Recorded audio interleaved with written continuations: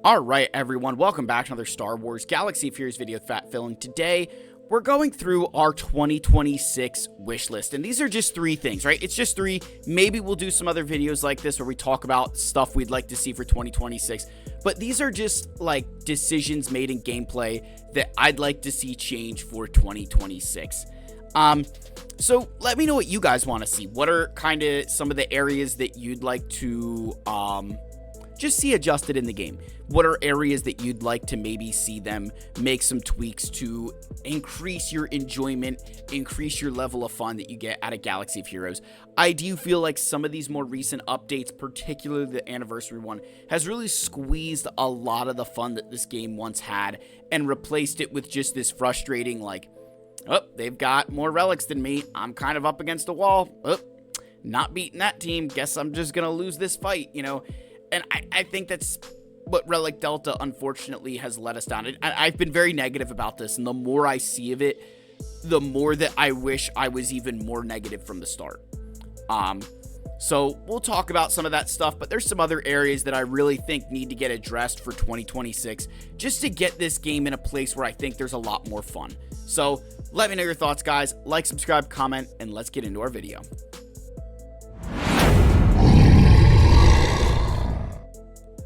Alright, so this first request is not part of the 3. It's just a, hey, we need to look at the thresholds for Relic Delta. I felt like the beta testers, when they talked about it, I'm not saying that they necessarily let us wrong. I just think you have a larger sample size now. We're seeing more and more where players are saying, hey, one, we all feel something's wrong. But I think even still the thresholds just are way out of whack. They feel way too high the more that I've played with them. And had I been a part of the beta, I probably would have been very vocal about that. It feels way too high when you think about a 1 relic difference is a 5% increase and decrease. Going both ways, I think, is the problem. If you are going up against a team where it's already kind of a riskier counter, you're dealing 5% less damage and taking 5% more, that's kind of a big deal. And if you're 2 relic levels different, that's 10% each way. It does feel way too high. It is something that needs addressed, but I want to touch on it because I know everybody's going to mention Relic Delta, but there's some other areas that I feel need addressed. The first one is Fleet Arena. I've said this a lot, like Crystal's got to move, something's got to give in Fleet Arena, and here's why. This is actually more so thinking as Capital Games should think. Let me explain. The problem that they've now led themselves into with Fleet Arena is that we've not gotten a new fleet change since July 2023 when Leviathan was released. So what that means is all of us have had about 2.5 years to farm every single ship in the game. And again, for some of you, you're like, oh, I still have a ton of ships to farm.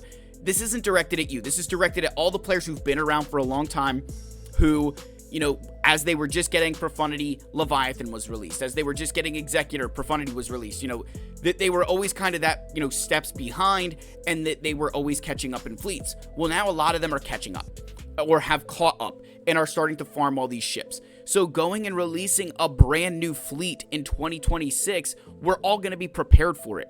You're not going to see that uptick in spending like you normally would because everybody's already going to know what they need to do for it.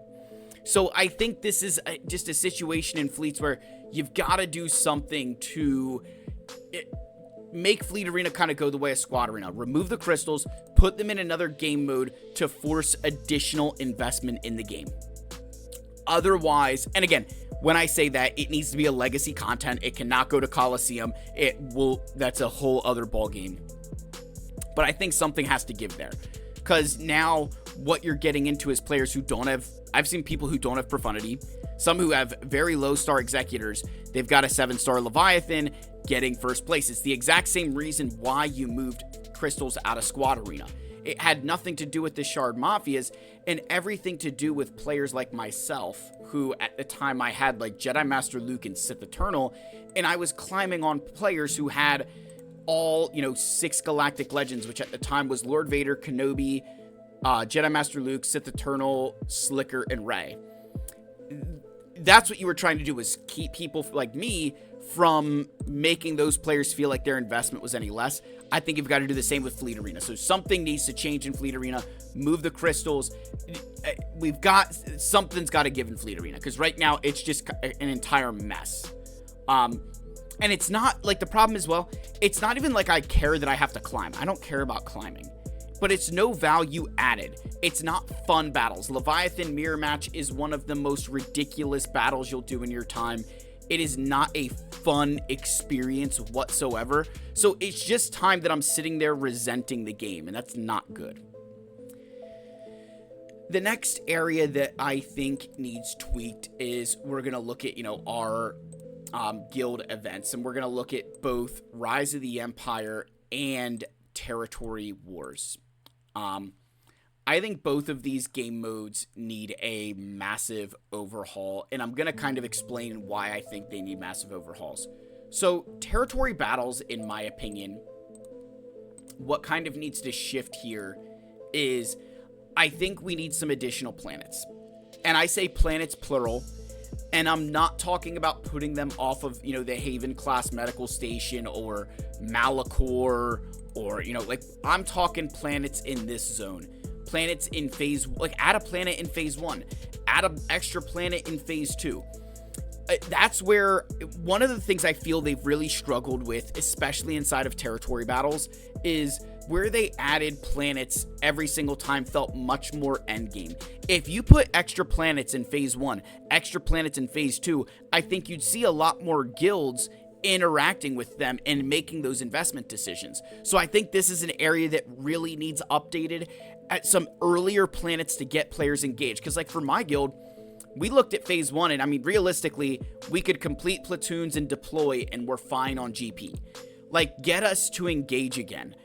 Focus on that engagement, and the engagement needs to be value added.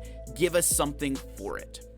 Similarly with Territory Wars, I think there needs to be something said about trying to, one, eliminate the intentional sandbagging that my guild and many other guilds put in, but also, even to an extent, we need a way to reward the, I don't want to say participation trophies per se, but my guild has had 2 very close territory wars this last round. Let me go to the guild search just so I can show you guys. I think the scores will reflect it. So we won by, less than 1,000 points here. This one right here by 3,000. I can tell you that was a very close match. The score does not reflect how close this match was, but both of these were very close matches.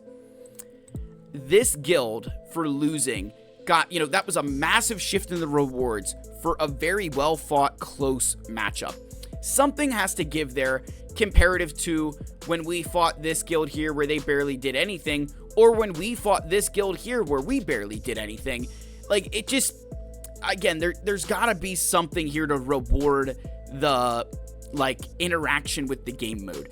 This has been something I've said a lot that I think Capital Games really does struggle with, is you almost, punish someone for investing their time into a game mode and losing, much more so than someone who does very minimal with the game mode loses.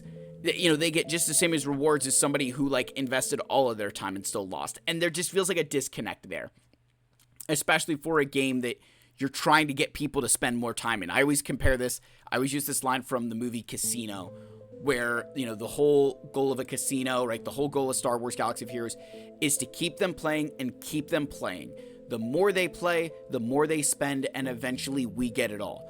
There's only so long that some players can stare at Lightspeed bundles or the signal data cache that used to be crystals and now it's money. There's only so long players can stare at that stuff before they buy it. And so I think you want to make sure that you're rewarding them for those, investments that they are making. So that's another, areas that I'm looking at saying, hey, let's make some changes there.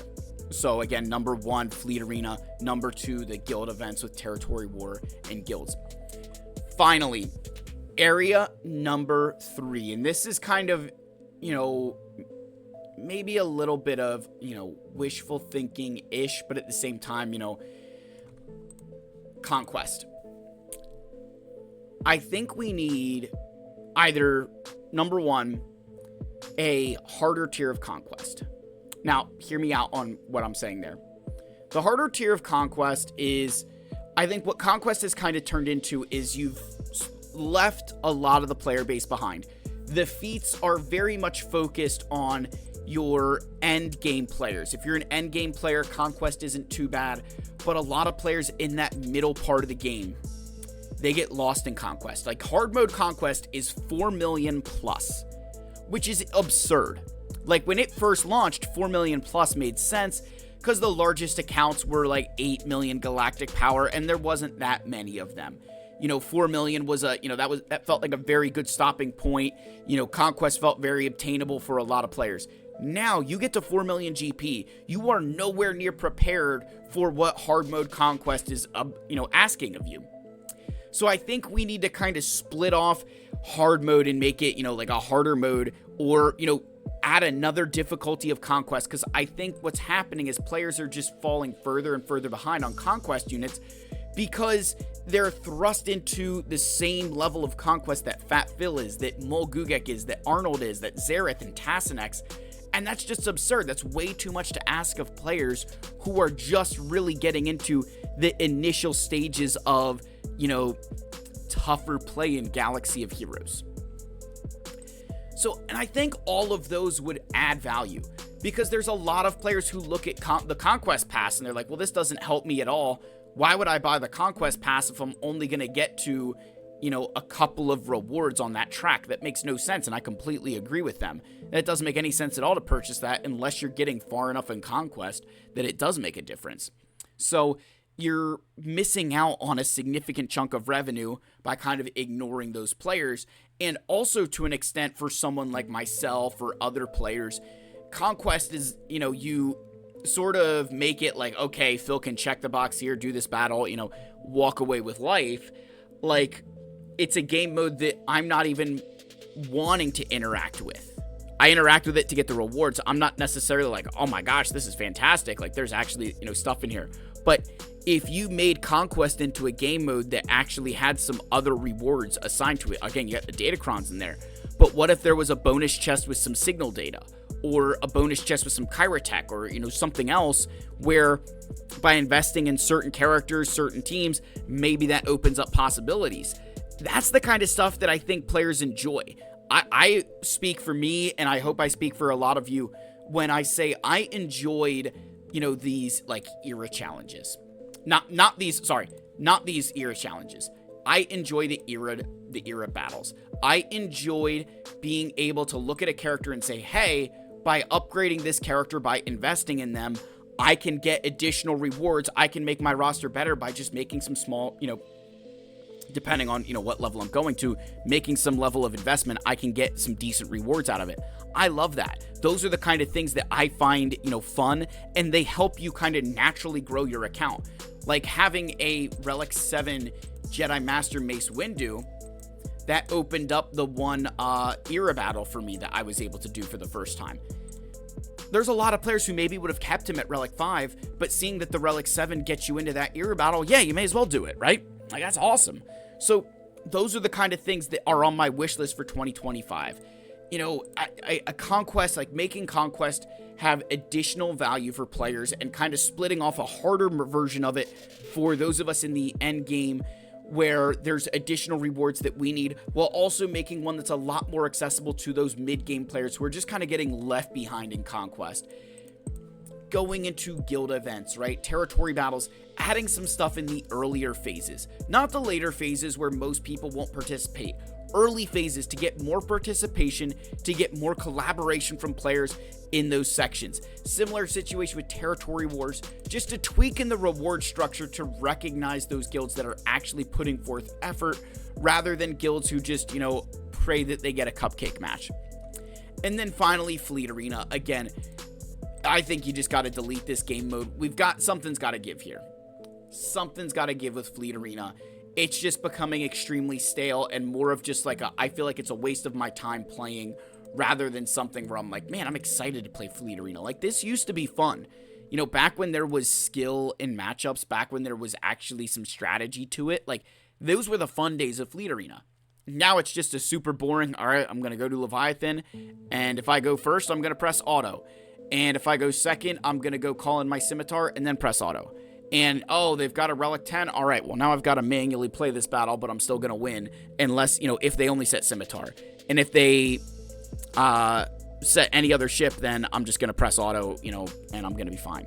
So, it's a game mode that I think has lost the plot a little bit.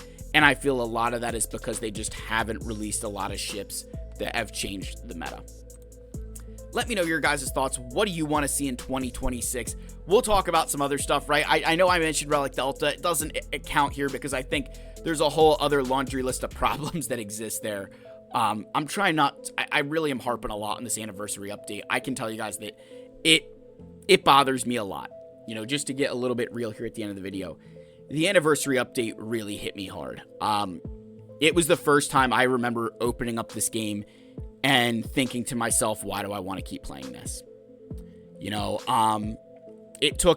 There was a lot of wind out of my sails that anniversary update took, and we're pushing along because I know that there's a lot of potential for this game and me to have fun with it, but the anniversary update so far has taken a lot of that away, and that's a scary thought for me. So, I love you guys. We're not going anywhere for the time being, but I appreciate everybody. May the force be with you, and I'll see you in the next video. Cheers, my friends.